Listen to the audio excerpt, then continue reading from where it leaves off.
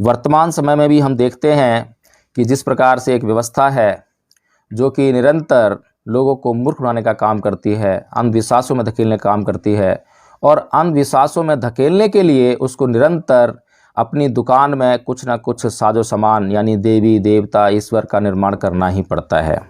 जब उसकी दाल अपने ही ईश्वर और देवी देवताओं से नहीं गलती है, तब वह उन लोगों का इस्तेमाल करती है जिनमें लोगों का विश्वास है। जैसे कि आज बहुजन समाज का बहुत बड़े पैमाने पर भगवान बुद्ध और परम पूज्य बाबा साहब डॉक्टर भीमराव अम्बेडकर के अंदर बहुत भारी विश्वास, आस्था, श्रद्धा पैदा हो रही है। तो दूसरी व्यवस्था आज उनका भी जो है अपने हित में प्रयोग करने का पूरा प्रयास कर रही है। दुष्ट स्वभाव के होते हैं, चालाक स्वभाव के होते हैं।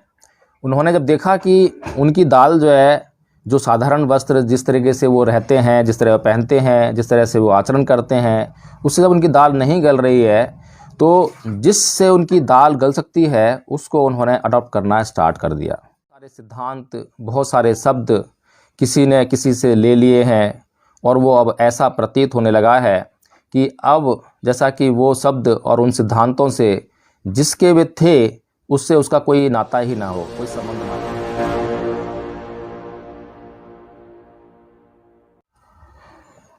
इसके पश्चात बुद्ध ने उन परिव्राजकों को शील पथ के बारे में समझाया।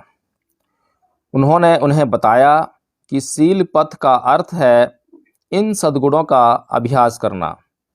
1 दान, 2 शील, 3 नैखम्य यानी नैष्कर्म्य, 4 पय्या यानी प्रज्ञा, 5 वीर्य, 6 खंति यानी शांति, 7 सत्य यानी सच्च, 8 अधिष्ठान यानी अधिष्ठान, 9 मेता यानी मैत्री, और 10 उपेक्षा यानी उपेक्षा।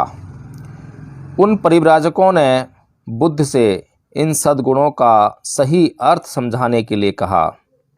तब बुद्ध ने उन्हें संतुष्ट करने के लिए समझाया, दान का अर्थ है बदले में किसी भी प्रकार की आशा किए बिना दूसरों की भलाई के निमित्त अपनी संपत्ति को ही नहीं, अपने रक्त, अपने शरीर के अंगों और यहाँ तक कि अपने प्राण तक को दूसरों को अर्पित कर देना।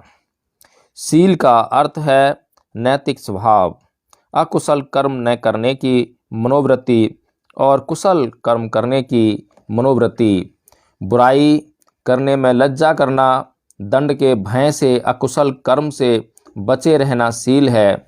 शील का अर्थ है अकुशल कर्म से भय खाना। नैखम्य यानी नैष्कर्म्य का अर्थ है सांसारिक काम भोगों का त्याग। पय्या प्रज्ञा का अर्थ है निर्बल बुद्धि।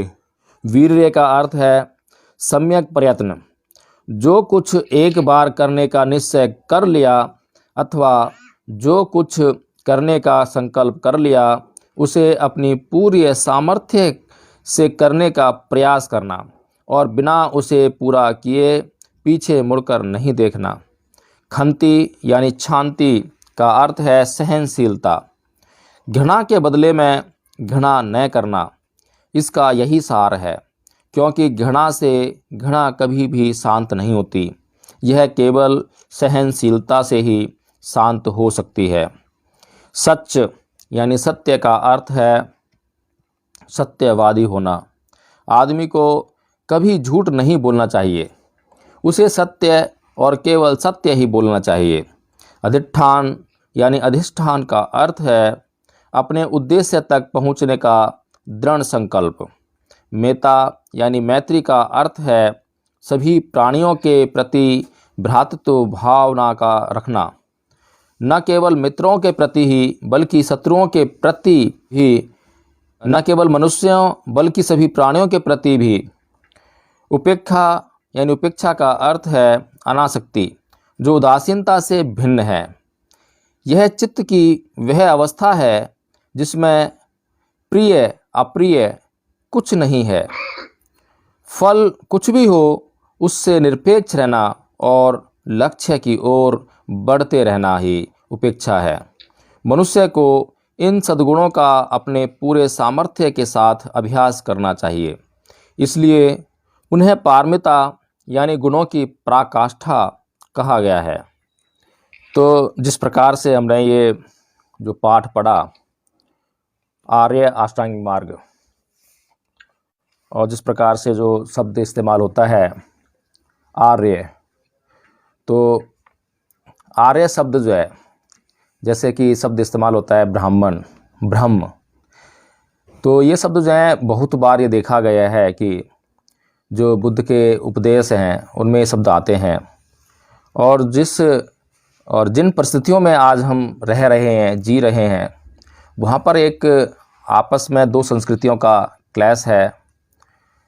तो जो ये दो संस्कृतियों के बीच में जो संघर्ष है, उसमें ये तय करना कि कौन सा शब्द इस संस्कृति का है और कौन सा शब्द उस संस्कृति का है, ये तय कर पाना कई बार सामान्यतः बहुत मुश्किल होता है।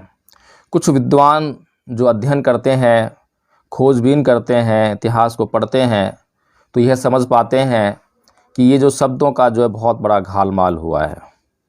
बहुत सारे सिद्धांत, बहुत सारे शब्द किसी ने किसी से ले लिए हैं, और वो अब ऐसा प्रतीत होने लगा है कि अब जैसा कि वो शब्द और उन सिद्धांतों से जिसके वे थे उससे उसका कोई नाता ही ना हो, कोई संबंध ना हो। लेकिन जब उनकी व्यवहारिकता की जांच की जाती है, जब उन्हें देखा जाता है, जांचा जाता है, परखा जाता है, तो यह ज्ञात होता है कि वे शब्द तो मूलतः उसी संस्कृति से हैं। तो जो आर्य शब्द है उसका अर्थ जहाँ तक समझ में आता है वह है श्रेष्ठ होना। इसमें किसी जाति या किसी वर्ग से संबंध नहीं है, श्रेष्ठ होने को ही आर्य कहते हैं। इसी प्रकार से जो ब्रह्म है वो भी जो है श्रेष्ठता का प्रतीक है, श्रेष्ठ होना, श्रेष्ठ मनुष्य होना। तो बुद्ध ने जो है बहुत बार जो है ये ब्रह्म और ब्राह्मण शब्द भी इस्तेमाल होता है। अगर किसी ने इसको अपना लिया है तो इसका मतलब ये नहीं है कि ये शब्द का जो है अर्थ का अनर्थ हो गया है और अब उससे हमारा कोई नाता ही ना हो। इसी प्रकार से जो सनातन शब्द है, सनातन शब्द के बारे में जैसा कि भगवान बुद्ध धम्मपद में कहते हैं कि ना ही वेरेन वेरानी समन्ति कुदाचनं अवेरेन चै समन्ति ऐस धम्मो सनातनो। सनातनो यानी सनातन, सनातन यानी परमानेंट, हमेशा हमेशा बने रहने वाला, जो सर्वकालिक है, सार्वभौमिक है, सार्वजनीन है, जिसकी ऐसी स्थिति हो उसको सनातन कहा गया है। लेकिन अब किसी व्यक्ति ने उसकी शुद्धता को समझते हुए, उसकी श्रेष्ठता को समझते हुए उसे अपना लिया, तो इसका मतलब यह नहीं है कि अब वह जिसका था उसका नहीं रह गया। इसी प्रकार से हम चीवर की बात करते हैं, तो जब चीवर की श्रेष्ठता समाज में स्थापित हो गई तो अन्य लोगों ने भी जो जिन्हें कहते हैं कि जो दुष्ट स्वभाव के होते हैं, चालाक स्वभाव के होते हैं, उन्होंने जब देखा कि उनकी दाल जो है, जो साधारण वस्त्र जिस तरीके से वो रहते हैं, जिस तरह पहनते हैं, जिस तरह से वो आचरण करते हैं, उससे जब उनकी दाल नहीं गल रही है, तो जिससे उनकी दाल गल सकती है उसको उन्होंने अडॉप्ट करना स्टार्ट कर दिया। वर्तमान समय में भी हम देखते हैं कि जिस प्रकार से एक व्यवस्था है जो कि निरंतर लोगों को मूर्ख बनाने का काम करती है, अंधविश्वासों में धकेलने का काम करती है, और अंधविश्वासों में धकेलने के लिए उसको निरंतर अपनी दुकान में कुछ ना कुछ साजो सामान यानी देवी देवता ईश्वर का निर्माण करना ही पड़ता है।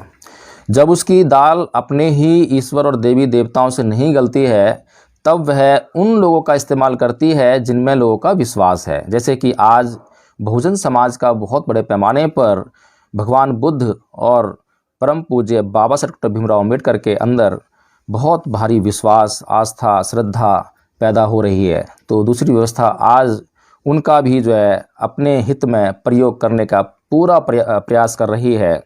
तो इस प्रकार से हमें बहुत गंभीरता से और बहुत शालीनता से, बहुत निश्चय और अस्थिर होकर सोचना चाहिए, विचारना चाहिए। एकदम से हम किसी भी बात को अगर समझ में नहीं आ रही है तो इनकार करना ही बेहतर है। कम से कम कोई ऐसी बात जो हमारा अहित कर सकती है वो अहित ना करे।